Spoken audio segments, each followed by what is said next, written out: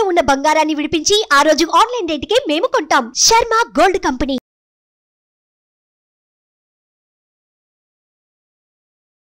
నమస్తే, welcome to Suman TV. నేను మీ యామ్ని. ప్రస్తుతం మనతో ఉన్నారు ప్రముఖ జ్యోతిష్య వాస్తు పురాణ ఆగమ శాస్త్ర పండితులు బ్రహ్మశ్రీ కొత్తపల్లి సురేష్ శర్మ గారు ఉన్నారు. గురుగారితో మాట్లాడి మనకున్న సందేహాన్ని అడిగి తెలుసుకుందాం. నమస్కారం గురుగారు. ఆయుష్మతి తల్లి. గురుగారు, మనకి జూన్ 1 రోజున హనుమాన్ జయంతి ఉందండి. ఆ రోజు ఆంజనేయ స్వామిని ఏ విధంగా ఆరాధిస్తే మంచిదంటారు? అసలు ప్రత్యేకంగా ఆ రోజు మంత్రం అంటూ జపిస్తే ఏ విధంగా ఉంటుంది? సహజంగా ఆంజనేయ స్వామి వారి జయంతిని నార్త్ వాళ్ళు ఒక రకంగా చేసుకుంటారు, మనం ఒక రకంగా చేసుకుంటాం. 2 సార్లు అందుకే వస్తుంది మనకి. అయితే మనకి రామాయణంలో వాల్మీకి రాసిన ప్రకారం వైశాఖ మాసంలో బహుళపక్షంలో దశమి రోజు ఆయన జన్మించినట్టుగా పూర్వభాద్రలో నేను జన్మించినట్టుంది. అయితే ఇక్కడ 31వ తారీఖు పూర్వభాద్ర ఉంది, 1వ తారీఖు దశమి ఉంది. సో హనుమత్ జయంతి చేసుకునే వాళ్ళు నక్షత్రం ప్రకారం చేసుకోవాలనుకుంటే 31వ తారీఖు వెళ్ళాలి. తిథి ప్రకారం చేసుకోవాలనుకుంటే 1వ తారీఖు వెళ్ళాలి.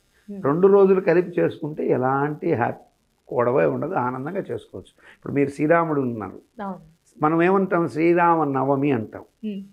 నవమి అన్నప్పుడు నవమి కదా తిథి చెప్తుంది, కాబట్టి తిథి ప్రాధాన్యంగా శ్రీరాముడికి మనం నవమినే చూస్తుంటాం. కానీ మీరు కనుక భద్రాద్రి కళ్యాణాన్ని కనుక చూస్తే నవమితో పాటు కనుక పునర్వసు నక్షత్రం ఉంటే మహోన్నతమైందని చెప్పి స్థానాచార్యులు కూడా చెప్తుంటాడు. సో ఈ 2 కలిసి రానంత మాత్రాన మనమేమి వరి అవ్వాల్సిన అవసరం లేదు. పూర్వభాద్ర నక్షత్రం ముందు రోజు 31వ తారీఖు ఉంది. ఆ రోజు హనుమత్ జయంతి కిందన కొంతమంది ఏంటంటే 1వ తారీఖు అని పంచాంగాల్లో దశమినే తిథి కింద, అంటే శ్రీరామ నవమి, కృష్ణ అష్టమి, వినాయక చవితి అంటే తిథికి ప్రాధాన్యం ఇచ్చి చేసేసారు.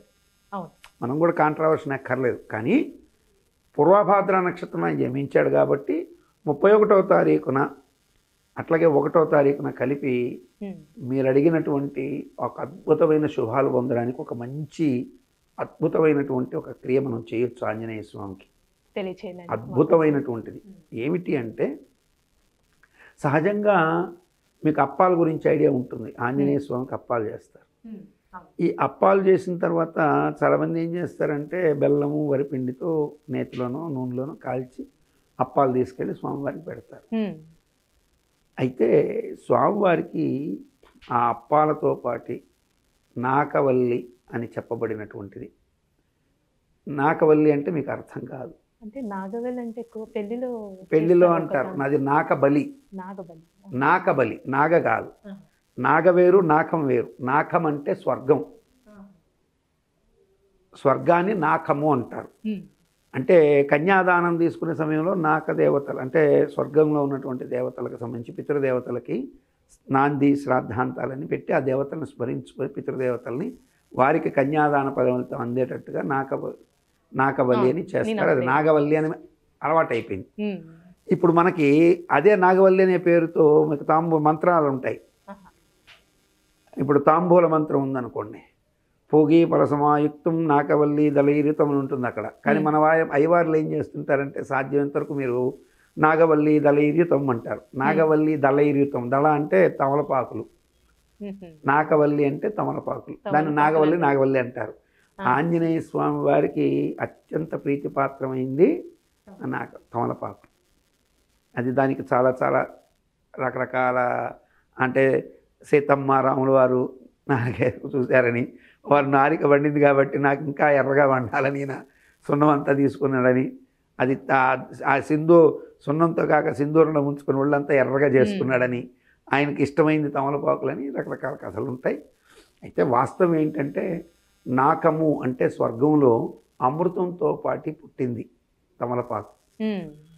నిత్యం తాంబూల సేవనం చేసేవారికి అనారోగ్యాలు కూడా తగ్గుతాయని కూడా ఆయుర్వేద శాస్త్రం చెప్తుంటుంది. సో ఈ నాకవల్లి అనేటువంటి తమలపాకులు తీసుకొని చక్కగా ఇప్పుడు మనకి నిజమైనటువంటి సింధూరం, ఆంజనేయ స్వామికి మనం సింధూరం అప్లై చేస్తుంటాం, గంగ సింధూరం.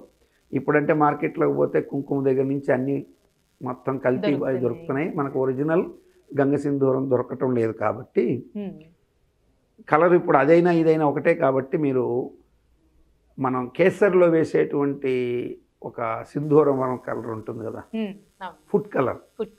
ఆ ఫుడ్ కలర్ని చక్కగా తీసుకొని మీరు ఒక చిన్నపాటి గిన్నెలో ఆ ఫుడ్ కలర్లో చక్కగా తేనెని కలిపి చక్కగా ఒక చిన్నపాటి టూత్పిక్ తీసుకొని బాగా లూజ్గా కలుపుకోవాలి పలుచటి తేనెతో.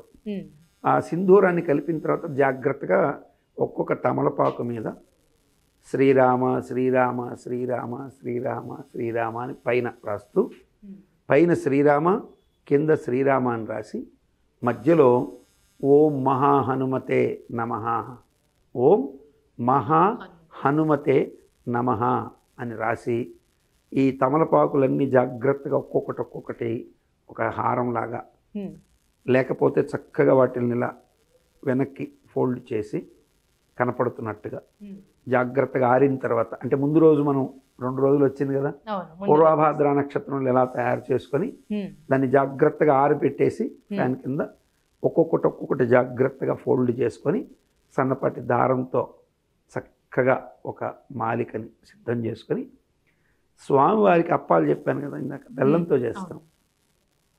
బెల్లంతో చేసే అప్పాలు కాకుండా చెరకు రసం, ఇప్పుడు ఎక్కడికి పోయినా మనకి చెరకు మిషన్లు వచ్చాయి కాబట్టి చెరకు రసం ఉంటుంది. అందులో అల్లము నిమ్మకాయలు పెట్టకుండా పూర్తి చెరకు రసాన్ని చక్కగా తెచ్చుకొని ఆ చెరకు రసాన్ని బాగా చక్కగా మనం ఒక బాండి ముందు బాగా వడగట్టేసుకొని ఏమి చెత్త అంతా లేకుండా ఒక చిన్నపాటి స్టవ్, అంటే ఇప్పుడంతా గ్యాస్ స్టవ్లే మనకి యాక్చువల్గా అయితే కట్టెల పొయ్యి మీద శ్రేయస్కరం, పర్వాలేదు గ్యాస్ మీద అయినా పెట్టుకొని చక్కగా దాన్ని అది ఆ చెరకు రసాన్ని పెట్టినట్టయితే అది మరుగుతూ మరుగుతూ మరుగుతూ చిక్కబడుతూ ఉంటుంది, బెల్లం కిందకి మారుతుంది. సో అది బాగా గట్టబడబోయేటప్పుడు ఇందులో వరిపిండిని పోసి కొద్దిగా నేతిని వేసి బాగా దాన్ని మెత్తగా చక్కగా కలిపేసి చిన్నవిగా చేసుకుని నేతిలో కొద్దిగా వేసి కాల్చి అవి గనక స్వామివారికి పెడితే అమృతోపమానమైనటువంటి ప్రసాదం స్వామివారికి. ఆ ప్రసాదాన్ని పెట్టి ఈ సింధూరాల మాలని ఇలా పూచినటువంటి మాలని చక్కగా మనం పూలగట్టేటట్టయితే మన శక్తి అమ్మ. ఆ స్వామివారి విగ్రహం సపోజు ఒక 18-20 అడుగులు ఉందనుకోండి, మీకు నేను ఒక 27 అంటే అది స్వామివారి కంఠానికి కూడా సరిపోదు. కాబట్టి మీరు ఒకవేళ పాదాన్ని దగ్గర అంటే స్వామివారి హస్తాలకు కూడా కట్టచ్చు. స్వామివారితో ముందు అయ్యవారితో మాట్లాడుకొని చక్కగా ఎవరైతే ఆ గుడిలో అర్చక స్వామి ఉంటారో హనుమాన్ గుడిలో ముందుగానే మనం ఇప్పుడు ఇంకా వ్యవధి ఉంది కాబట్టి ఇంకొక 2-3 రోజులు ఉంది కాబట్టి చక్కగా స్వామితో చెప్పెట్టి ఈ విధంగా కనుక తయారు చేసి ఆ తేనె ఆరకుండా ఉంటుంది. అమృతోపమానమైనటువంటి ఈ అప్పాలని తీసుకెళ్ళి స్వామివారికి సింధూరార్చన స ఇచ్చుకండ అంటే ఇచ్చుకండ రససహితం అంటే చెరుకు రసంతో కూడుకున్నటువంటిది అద్భుతమైనటువంటి వరిపిండి కనుక దాంట్లో పోసేసి బాగా కనుక మరిగించి అది గట్టిపడిన తర్వాత చిన్నవిగా చేసి నేతిలో కనుక కాల్చుకుని అప్పాలు మెత్తగా తీసుకెళ్ళి దాంట్లో వీలైతే కొద్దిగా మనం గోధుమ పిండిని, మైదా వేయకూడదు, గోధుమ పిండిని, గోధుమలను ఆడించి పెట్టుకున్నటువంటి ఒరిజినల్ గోధుమ పిండిని అందులో కలిపి చక్కగా కొంచెం మృదువుగా కూడా వస్తాయి తీసుకెళ్ళి స్వామివారికి గనక నివేదన చేసి, ఆ నివేదన చేసే పూర్వం మీరు ఇంటిలో ఎంత వీలైతే అంత ఎక్కువగా